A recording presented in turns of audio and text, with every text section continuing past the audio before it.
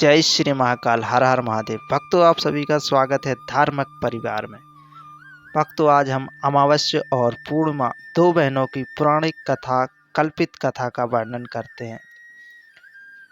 बहुत समय पहले की बात है। एक ऋषि का आश्रम एक पवित्र वन में स्थित था। वहाँ दो बहनें रहती थीं, अमावस्या और पूर्णिमा। वे दोनों चंद्रमा की पुत्रियां थीं और एक दूसरे से बहुत प्रेम करती थी, परंतु उनके स्वभाव एक दूसरे से बिल्कुल भिन्न थे।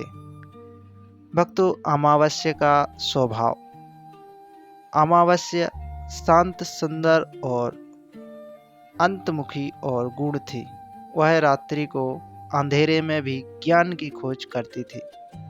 उसे अकेलापन पसंद था और वह ध्यान, तप, साधना में लीन रहती थी। अमावस्या को मौन की देवी भी कहा जाता है। उसका मानना था कि शून्यता में ही पूर्णता छिपी हुई है। और भक्तों, वही पूर्णिमा का स्वभाव। पूर्णिमा बेहद उज्जवल और मिलन अनुसार और प्रसन्न चित्त थी। उसका चेहरा चंद्रमा की तरह चमकता था और वह रात्रि को आश्रम में उत्साह जैसा माहौल बना देती थी।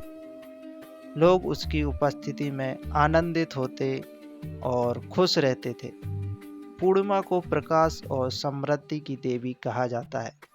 भक्तों, अगर अभी तक आप लोगों ने हमारे धार्मिक परिवार को सब्सक्राइब नहीं किया है तो जल्दी से सब्सक्राइब कर लीजिए और जुड़ जाइए धार्मिक परिवार फैमिली से। जय श्री महाकाल। भक्तों, दोनों बहनों का व्रत। एक दिन उन्होंने अपने पिता चंद्रमा से पूछा कि हे पिताश्री, आप हमें हर महीने एक दिन ही पूरा समय क्यों देते हैं? चंद्रमा ने मुस्कुराकर उत्तर दिया, क्योंकि संसार में संतुलन आवश्यक है। प्रकाश तभी सुंदर लगता है जब अंधकार भी हो। तुम दोनों मिलकर ही जगत को पूर्ण बनाती हो। चंद्रमा की इस प्रकार बात सुनकर इस पर दोनों बहनें एक दूसरे की ओर देखती हैं और मुस्कुराती हैं। भक्तों, देवताओं की परीक्षा। देवताओं ने एक बार यह जानने का निश्चय किया कि दोनों में अत्यधिक श्रेष्ठ कौन है। उन्होंने अमावस्या और पूर्णिमा की परीक्षा ली।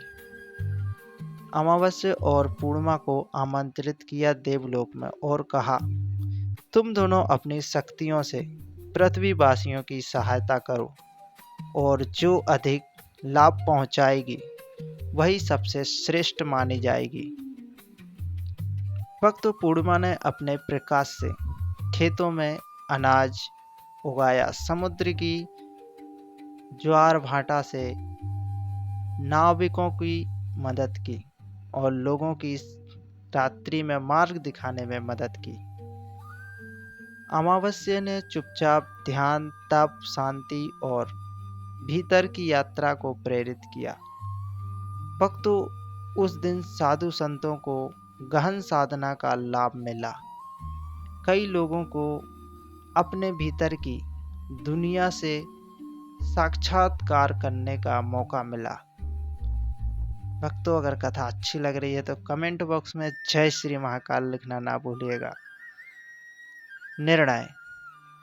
जब देवताओं ने निर्णय सुनाया तो उन्होंने कहा, पूर्णिमा ब्रह्म प्रकाश देती है, यानी पूर्णिमा बाहरी रूप से प्रकाशित करती है, तो वहीं अमावस्या आंतरिक यानी भीतरी रूप से ज्ञान।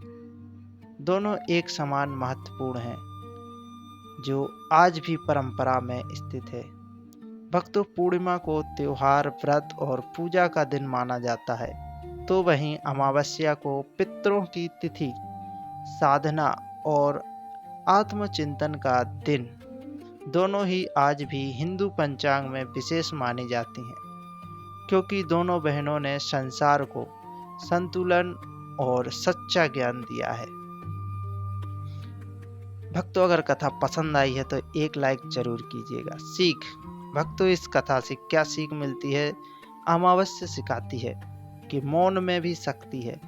पूर्णिमा सिखाती है उजाले से प्रेम करो, पर अंधकार का सम्मान भी करना जरूरी है। जय श्री महाकाल, हर हर महादेव। मिलते हैं अगले भाग में।